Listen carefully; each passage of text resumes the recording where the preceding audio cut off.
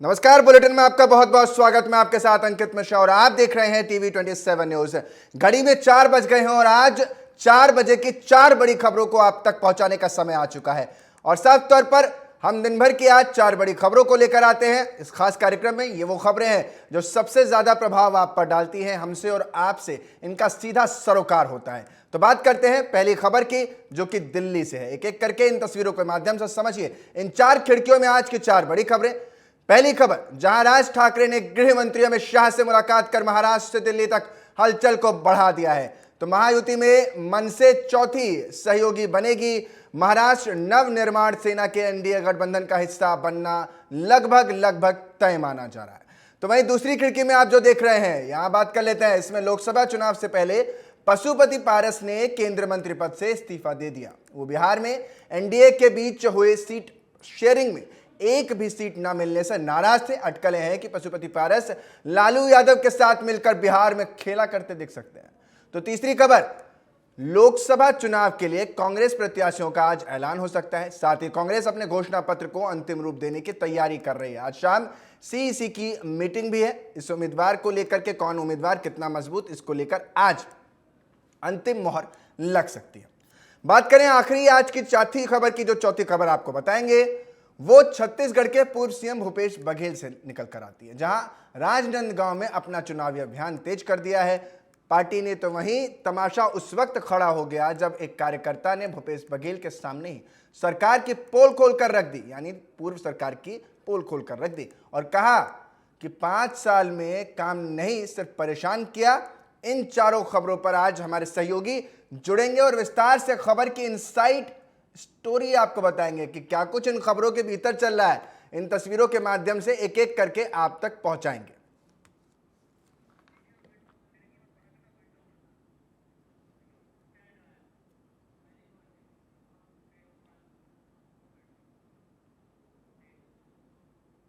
तो आज की सबसे पहली खबर जो आपको हम विंडो में दिखा रहे थे, अब उनकी जानकारी आप तक पहुंचाने के समय आ चुका है। जानकारी देते हैं सबसे पहले खबर पर। हम नजर फेर लेते हैं, एक बार दिखाते हैं कि नजर इस खबर से आपको क्या मिलने वाला है। तो दरअसल एक तरफ जहां दिल्ली में राज ठाकरे ने गृह मंत्री अमित शाह से मुलाकात की है, तो वहीं दूसरी तरफ मुंबई में अजीत पवार और देवेंद्र फडणवीस की भी मीटिंग हुई है। इतना ही नहीं, मुख्यमंत्री एकनाथ शिंदे ने भी अपनी पार्टी के सांसदों और नेताओं के साथ बैठक की। महाराष्ट्र की सियासी उठापटक मुंबई से लेकर दिल्ली तक लगातार जारी है। एक तरफ जहां दिल्ली पहुंचे हैं राज ठाकरे ने बीजेपी के राष्ट्रीय सचिव विनोद तावड़े से मुलाकात करने के बाद गृह मंत्री अमित शाह से मुलाकात की, तो वहीं मुंबई में डिप्टी सीएम अजीत पवार दूसरे डिप्टी सीएम देवेंद्र फडणवीस से मिलने उनके निवास पहुंचे। इस बीच मुख्यमंत्री एकनाथ शिंदे ने अपने निवास पर पार्टी के सांसदों और वरिष्ठ नेताओं के साथ बैठक की। इस बीच एनसीपी पवार की नेता सुप्रिया सुले ने कहा कि राज ठाकरे अगर INDIA ब्लॉक में आते हैं तो उन्हें उचित सम्मान मिलेगा।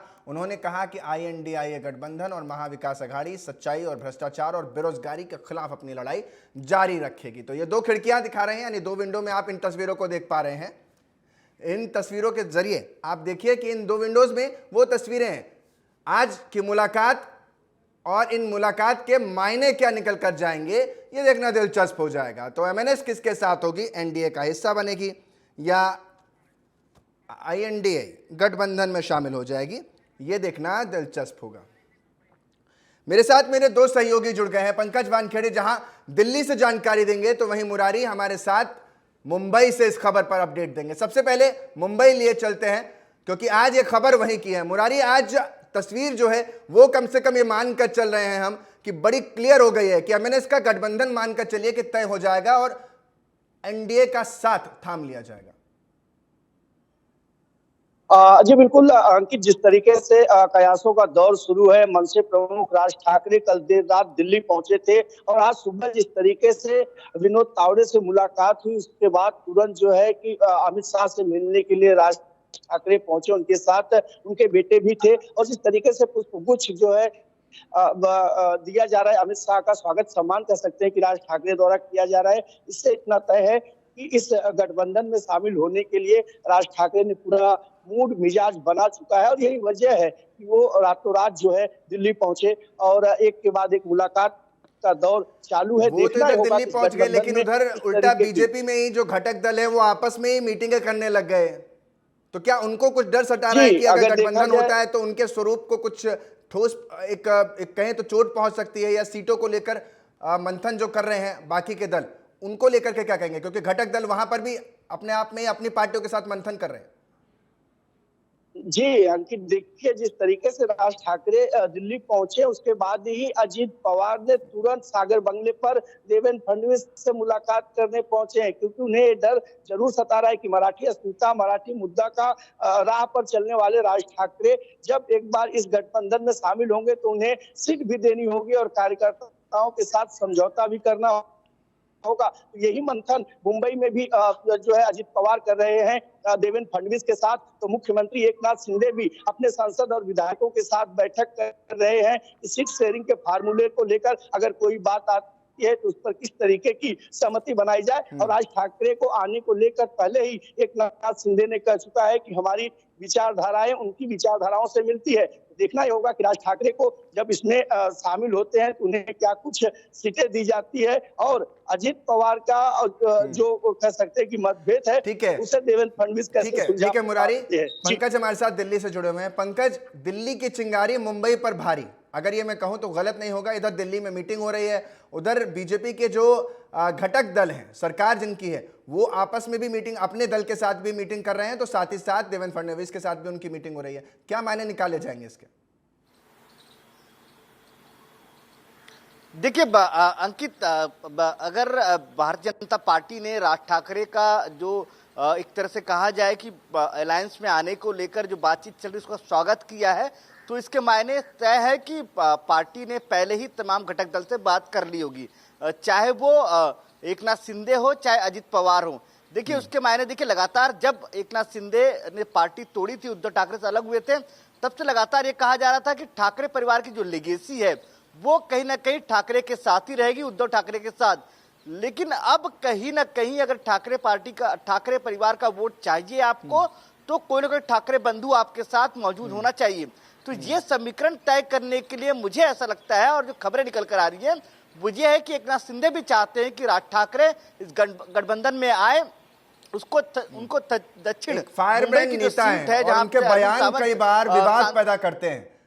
मैं उनको, उनकी राजनीति को बड़ी बारीकी से अगर पूछूं तो मुरारी हमारे साथ हैं कि उनके बयान जो हैं वो कई बार राजनीति में विवाद खड़ा कर देते हैं। तो ऐसे में बीजेपी के लिए और बाकी के घटक दलों के लिए उनको शामिल करना कितना मुश्किल भरा रहेगा, और क्योंकि साफ तौर पर लड़ाई भी तो शिवसेना से ही है और शिवसेना का घटक दल भी इसमें शामिल है। देखिए जिस तरीके से मनसे प्रमुख राज ठाकरे को शामिल करने की बात कही जा रही है, अगर ऐसा होता है तो जरूर बीजेपी जो फायदे को देख रही है, कहीं ना कहीं वो नुकसान में न चला जाए, क्योंकि मनसे प्रमुख राज ठाकरे पर प्रांतियों को लेकर लगातार सुर्खियों में रहे हैं। 9 मार्च 2006 को जब उन्होंने महाराष्ट्र नवनिर्माण सेना के निर्माण किया था और उसके जस्ट बाद ही रेलवे परीक्षा थी, पर प्रांतीय मुंबई के कल्याण रेलवे स्टेशन पर पहुंचे थे और मनसे कार्यकर्ताओं ने जमकर पिटाई की थी। उस दरमियान महाराष्ट्र सरकार ने राज ठाकरे को पर कोई कार्रवाई नहीं की थी। तो तमाम ऐसी चीजें हैं जो सामने खुल करके आएंगी। और खास करके राज ठाकरे की बात करें तो पर प्रांतियों में जो आक्रोश, जो नाराजगी समय समय पर देखी गई है, और राज ठाकरे की तरफ से बार बार जो पर प्रांतियों को टारगेट बनाया गया है, उसका असर भी देखा जाएगा। भले ही एकनाथ शिंदे कह रहे हो कि मराठी अस्मिता, हमारी विचारधारा और मराठी ठाकरे वोट जो है हमारी तरफ आकर्षित कर सकता है, लोकसभा में एक जीत में एक बड़ी भूमिका निभा सकती है, लेकिन दूसरे पहलू पे डालें तो राज ठाकरे की जो परप्रांतियों को लेकर के बयान थे, विवाद थे, झगड़े थे, या फिर समय समय पर जो राजनीतिक बयान थे, वो कहीं राजनीतिक बयान उनका मुझे भी याद है और सभी को जो उनकी राजनीति को समझते हैं वो याद होगा पंकज। लेकिन ये जो दिल्ली का करंट है जिसका मैं जिक्र कर रहा हूं, वो कहीं ना कहीं महाराष्ट्र में दिख रहा है। अगर एमएनएस इसमें शामिल होता है तो आगे चलकर इस पार्टी का वहां यानी महाराष्ट्र में स्वरूप क्या हो सकता है गठबंधन का? देखिए, बिल्कुल अगर एमएनएस पार्टी में अगर एंटर करती है तो स्वाभाविक सी बात है एक बड़ा मजबूती मिलेगा, और मजबूती ना कि ठाकरे जो लेगेसी है, जो ठाकरे वोट बैंक है वो कहीं ना कहीं ट्रांसपेरेंट होगा एनडीए में, और उसी वोट की जरूरत है खास तौर पर एनडीए को अभी, कि अगर मुंबई के आसपास और जहां पे बाला साहब ठाकरे का वर्चस्व है और वहां पे जो वोट है वो एकनाथ शिंदे की तरफ जो नहीं जा रहा है, वो उद्धव ठाकरे की तरफ जा रहा है, वो कहीं ना कहीं ट्रांसफर हो जाए राज ठाकरे के थ्रू। इसलिए लगातार प्रयास किया जा रहा है कि कहीं ना कहीं राज ठाकरे आए, और राज ठाकरे चाहते हैं 2 सीटों में चुनाव लड़ना, क्योंकि म्युनिसिपल कॉर्पोरेशन के चुनाव में एक वक्त था जब नासिक से वो चुनाव जीते थे राज ठाकरे पार्टी एमएनएस, वहां ने बेहतर काम उन्होंने नासिक में किया है, तो उनको ऐसा लगता है कि नासिक एक सीट होनी चाहिए। और दूसरा दक्षिण मुंबई अरविंद सावंत से भी मेंबर ऑफ पार्लियामेंट है शिवसेना से, और इसके पहले कहीं ना कहीं मिलिंद देवड़ा के पास थी।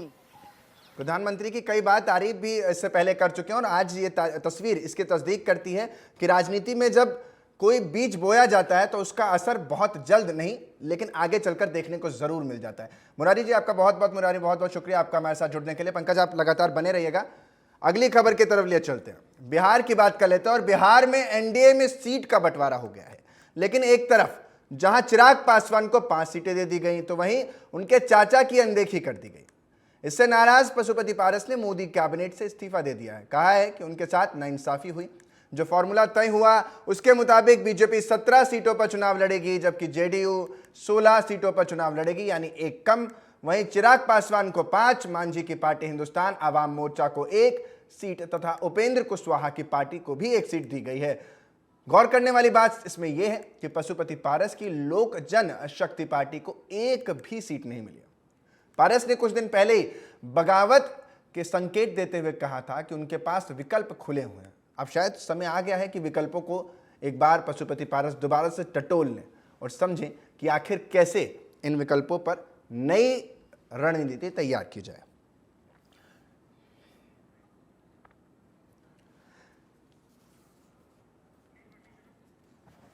तो देखिए, इसी खबर पर ज्यादा जानकारी के साथ मेरे सहयोगी पंकज वानखेड़े मेरे साथ बन चुके हैं। पंकज, मंत्री पद दे दिया था जब पार्टी में लड़ाई हुई, मुझे याद आता है, और आज पार्टी को 1 सीट भी नहीं दी। इसको कैसे देखेंगे? जो वो कह रहे हैं अनदेखी हो गई, या यूं कह लें कि नीचे से जमीन खिसका दी और पता तक न चला। देखिए अंकित, पशुपति पारस जिस वक्त पार्टी में विभाजन हुआ और परिवार में विभाजन हुआ, उस वक्त जो एनडीए के तमाम जो नेता है या कहा जाए पार्टी भारतीय जनता पार्टी है, उन्होंने पशुपति पारस का सपोर्ट किया और पशुपति पारस का एनडीए में एंटर किया और उसको कैबिनेट मंत्री का पद भी दिया, और साथ ही साथ जो तमाम सांसद भी है वो उनके साथ नजर आए। लेकिन जिस तरह से समय बीतता गया और चिराग पासवान जमीन में काम करते नजर आए, इस बात को पार्टी को तय करना था कि 5 सांसद वाली पार्टी को साथ रखना है या जमीन के नेता जो उनके साथ मौजूद है उन पार्टी को साथ में रखना है। तो कहने के भारतीय जनता पार्टी ने जो अपने अलायंस के साथ चुना है वो चिराग पासवान को, और इसका नाराजगी आज पशुपति पारस के तरफ से देखते हुए मिला, क्योंकि जब प्रेस कॉन्फ्रेंस कर रहे थे उन्होंने साफ कहा है कि मेरे साथ नाइंसाफी, मेरे और मेरे पार्टी के साथ नाइंसाफी, और मुझे अलग थलग कर दिया गया, और उन्होंने इस्तीफा दे दिया मंत्री पद से। अब बताया जा रहा है कि कल या परसों 2 दिनों में पटना और दिल्ली में बैठक करेंगे तमाम वरिष्ठ नेताओं के साथ अपने, और उसके बाद आगे की रणनीति तय करेंगे। और ये भी माना जा रहा हो सकता है कि आने वाले समय में वो गठबंधन कर सकते हैं, जो महागठबंधन है उनके साथ वो पार्टी का एक तरह से उसमें सीट शेयरिंग को लेकर बातचीत कर सकते हैं। इसको लेकर लगातार चर्चा जारी है, लेकिन अब देखना पड़ेगा जब पटना में कल बैठक होगी और आज जब बैठक हुई उसमें क्या कुछ निकल कर आता है। पटना का ये जो घटनाक्रम है दिल्ली में लिखा जा रहा है, इस पूरी कहानी में एक किरदार पशुपति पारस का रहा। अब क्या ये मान कर चलें कि जो अभी हाल फिलहाल में अलायंस हुआ, बिहार में बीजेपी की दोबारा वापसी हुई, उससे पहले भी चिराग पासवान की मुलाकात गृह मंत्री अमित शाह से हुई थी, तो क्या ये खीर जो है तभी पकने लगी थी और आज उसका स्वाद जो खारा नजर आ रहा है पशुपति पारस को, वो अब पता लगा है? देखिए, जब चिराग पासवान को जब अलग कर दिया गया था, जब उनके चाचा पशुपति पारस ने पार्टी अलग कर दी थी, तब भी उसके बाद भी चिराग पासवान ने कभी एनडीए से अपना मोह भंग नहीं किया और एनडीए से दूरी नहीं बनाई। वो लगातार प्रधानमंत्री मोदी की तारीफ करते नजर आए थे, लगातार अपने जमीनी नेताओं को तैयार करते नजर आए, पार्टी को वापस से कैडर को तैयार किया और जमीन पे लगातार मेहनत करते नजर आए। हाँ, बेशक लगातार वो नीतीश कुमार का विरोध करते नजर आए थे। ठीक है, लेकिन एक अब छोटा सा ऐसा सवाल वक्त और है कि बहुत जो छोटा सा पार्टी, क्विक रिएक्शन दीजिएगा, क्योंकि अगली के खबर की तमाम तरफ भी मुझे नेताओं ने बढ़ना है तय- पंकज। बहुत क्विक रिएक्शन दीजिएगा। सवाल ये कि 4 सीटें जीती भी थी पिछली बार, फिर भी इनको बीजेपी ने इस बार तवज्जो नहीं दी, इसका कारण क्या, और क्या आगे जाकर के ये जो INDI गठबंधन है उसमें शामिल हो सकते हैं? बहुत क्विक रिएक्शन। देखिए, जब पार्टी 4 सीटें जीती थी पशुपति पारस के, तो उस वक्त रामविलास पासवान जीवित थे उस वक्त, और तब कहा जाता था कि रामविलास पासवान की वजह से ही पार्टी को इतना वोट मिला और इस वजह से सीट जीते हैं। और उसके बाद उनके देहांत 2019 के बाद जब देहांत हुआ तो उसके बाद पार्टी टूट गई। तो कहीं ना कहीं स्वाभाविक सी बात है कि जब एनडीए में ये तय करना था कि दोनों में से किसी एक को लेना है, तो पार्टी ने तय किया युवा चेहरे के तौर पे चिराग पासवान और जो कैडर है उनको साथ में लिया था, और जो 4 सांसदों वाली पार्टी है उसको साइड कर दिया। ठीक है, बहुत बहुत शुक्रिया पंकज तमाम जानकारी के लिए। तो राजनीति यही खेल है कि कई बार आप शह मात के खेल में खुद को पीछे कर जाते हैं, और यही वजह है कि पशुपति पारस खुद को ठगा हुआ महसूस कर रहे हैं। अगली खबर दिल्ली से है, जहां कांग्रेस हेडक्वार्टर में वर्किंग कमेटी की मीटिंग हुई है। कांग्रेस की मीटिंग में लोकसभा चुनाव 2024 के लिए चुनावी मैनिफेस्टो पर चर्चा हुई है, यानी क्या कुछ घोषणाएं होनी है, किन वायदों के साथ उतरना है। मैनिफेस्टो कमेटी ने पहले ड्राफ्ट CWC यानी कांग्रेस वर्किंग कमेटी को मंजूरी के लिए भेज दिया है। मीटिंग के दौरान अध्यक्ष खड़गे यानी मल्लिकार्जुन खड़गे ने मौजूदा नेताओं से कहा कि वे कार्यकर्ताओं से मैनिफेस्टो में शामिल हर मुद्दे को देश के हर गांव और घरों तक पहुंचाएं। पार्टी हेडक्वार्टर में चल रही बैठक में सोनिया गांधी, राहुल गांधी के अलावा अध्यक्ष मल्लिकार्जुन खड़गे, राजस्थान से सचिन पायलट, प्रियंका गांधी समेत कई सीनियर कांग्रेस नेता शामिल रहे। सूत्रों के मुताबिक मैनिफेस्टो में 5 न्याय, युवा, नारी, किसान, श्रमिक और हिस्सेदारी न्याय शामिल किए गए हैं। हर न्याय के तहत कांग्रेस कुल 25 गारंटी भी दे रही है।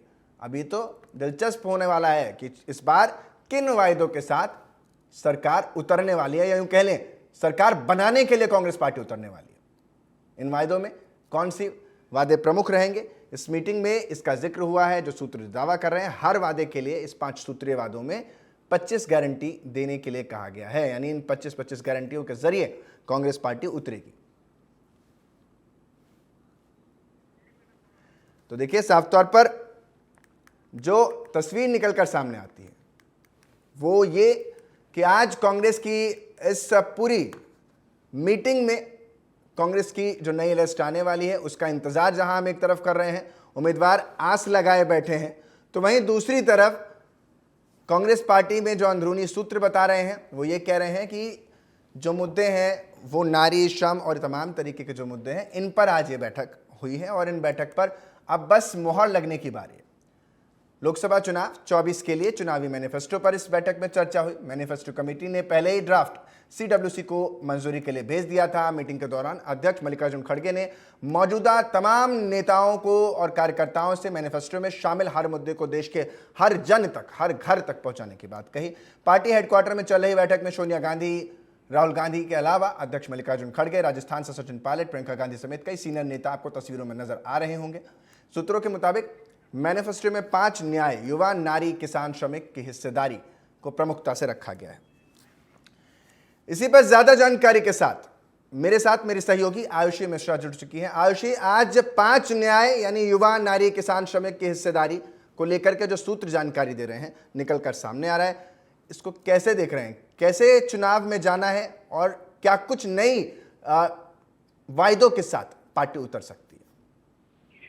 बिल्कुल अंकित, जिस तरीके कांग्रेस नए तरीके से घोषणा पत्र में गारंटी देते हुए नजर आ रही है, साफ तौर पे कांग्रेस को भी पता चल गया है कि मोदी की गारंटी जिस तरीके से लोगों के बीच में प्रचलित है और लोग गारंटी पे विश्वास करते हैं। आज के समय में जो पहले घोषणा पत्र होते थे, दावे और वादे किए जाते थे, अब वो गारंटी में तब्दील हो गए हैं। तो इसको मद्देनजर रखते हुए न्याय के लिए 5 गारंटी कांग्रेस ने घोषणा पत्र में रखी है, जिसमें चाहे वो इसमें जो न्याय की गारंटी है उसमें किसान, नारी, श्रमिक, युवा, तमाम लोगों की भागीदारी को लेकर गारंटी दी गई है। और साफ तौर पे इन 5 गारंटी में ये देखा जा रहा है कि ये 5 गारंटी घोषणा पत्र में है, इसमें 25 गारंटी होंगी, जिनकी घोषणा कांग्रेस अध्यक्ष खड़गे और पूर्व अध्यक्ष राहुल गांधी पहले ही कर चुके हैं। राहुल गांधी लगातार अपने भारत जोड़ो 2.0 के तहत जिन भी राज्यों में वो गए हैं, तो लगातार चाहे महिलाओं को लेकर गारंटी हो, किसानों को लेकर गारंटी हो, तो उन्होंने दी है। तो साफ तौर पे जो आज की ये बैठक रखी गई थी सीडब्ल्यूसी की, इस कार्य समिति बैठक में घोषणा पत्र को मंजूरी मिली है और इसके साथ ही शाम को एक और अहम बैठक कांग्रेस की तरफ से की जा रही है और ये बैठक केंद्रीय चुनाव समिति के लिए होगी और यहाँ पे शाम तक कांग्रेस की बाकी बची हुई सीटों पर भी नामों की घोषणा हो सकती है। इसको लेकर मंजूरी दी जा सकती है। अब घोषणा आज कांग्रेस करती है या कल, लेकिन शाम को जो बैठक होगी वो बाकी बचे उम्मीदवारों को लेकर राय बनाने के लिए और उस नाम फाइनल करने के लिए रखी जाएगी। ठीक है, बहुत बहुत शुक्रिया आयुषी तमाम जानकारी देने के लिए। अगली खबर छत्तीसगढ़ से है, जहां पूर्व सीएम भूपेश बघेल ने राजनांदगांव में अपना चुनावी अभियान तेज कर दिया। खुटेरी में आयोजित कार्यक्रम में भूपेश बघेल के सामने एक कार्यकर्ता ने उनके कार्यकाल पर सवाल और हमला बोलते हुए कई बड़ी बातें कही हैं। पूर्व जिला पंचायत उपाध्यक्ष सुरेंद्र दाऊ को जब संबोधित करने के लिए मंच पर बुलाया गया तो उन्होंने भूपेश बघेल के सामने ही पार्टी पर जमकर भड़ास निकाली। उन्होंने कहा कि 5 सालों तक जब हमारी सरकार थी तो हमारा कोई काम नहीं हुआ, केवल हमें प्रताड़ित किया गया। उन्होंने कहा कि मुख्यमंत्री से मिलना तक मुश्किल हो गया था। आगे वो कहते हैं कि सरपंच की दरी उठाने की ही जिम्मेदारी है क्या? अगर भिलाई दुर्ग में पंचायत के चुनाव होंगे तो हम वहां भी काम करने के लिए तैयार हैं। आगे उन्होंने कहा कि जब पार्टी की सरकार थी तो हमारे नेता कहते थे कि कार्यकर्ताओं को लेकर चिंतन मंथन किया, क्या इसमें हम कार्यकर्ताओं को बुलाया गया? इन लोगों ने बंद कमरे में बैठकर चिंतन मंथन मनन कर लिया।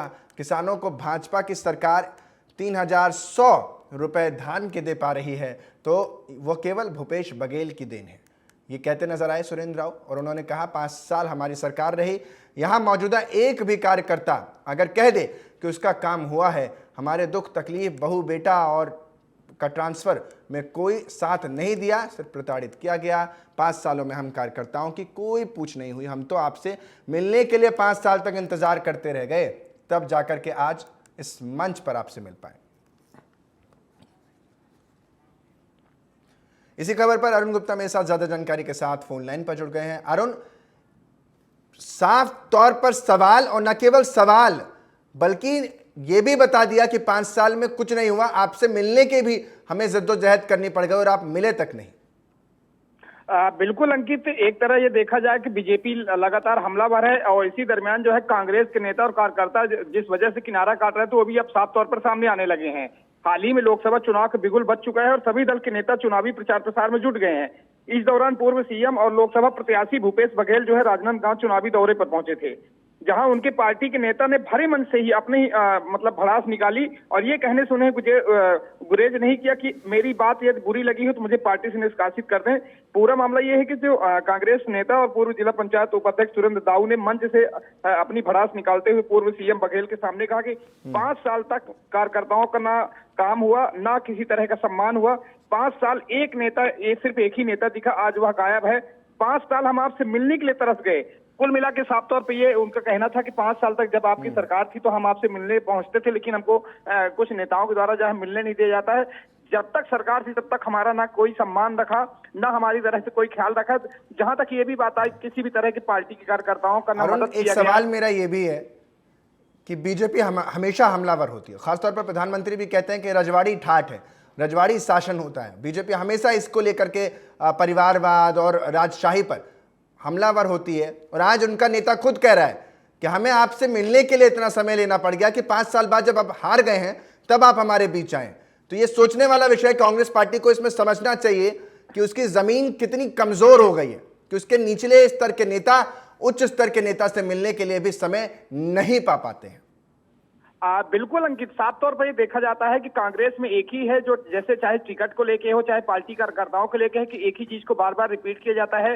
जहां तक जैसे बीजेपी का दावा रहता है कि हमेशा जो है राजपाट की काम जो है कांग्रेस सरकार करती है, लगातार जो जातिवाद अब घर के ही लोगों को बढ़ाने का वो करती है। तो कुल मिला के साफ तौर पर ये देखा जा रहा है कि जिस तरह कांग्रेस भाजपा पार्टी आरोप लगा रही है, कांग्रेस पार्टी ठीक वैसे ही रवैया अपना रही है। इसकी जमीन जो है नीचे अब कमजोर हो चुकी है, क्योंकि इसके जो बड़े नेता है, कार्यकर्ता है, हाल ही के पूर्व विधायक, अभी तक में कम से कम 400 से 500 की संख्या में जो है पूर्व विधायक और बड़े नेता समेत जो है भाजपा का दामन थाम चुके हैं। तो कुल मिला के साफ तौर पर कहीं ना कहीं एक सामने दिख रहा है अब कांग्रेस में जो कांग्रेस दिखाना चाहती है वैसा कांग्रेस में अब नहीं है, क्योंकि कांग्रेस अब नीचे से जो है टूटना शुरू हो चुकी है। अंकित, ठीक है, बहुत बहुत शुक्रिया अरुण तमाम जानकारी देने के लिए। नेता वही होता है जो नेतागिरी में नहीं बल्कि लोगों की जन सुविधाओं या यूं कह लें कि कम से कम पार्टी के कार्यकर्ताओं की सुने, क्योंकि जब आप उनकी सुनते हैं तभी आप गद्दी पर और शीर्ष पर बने रहते हैं।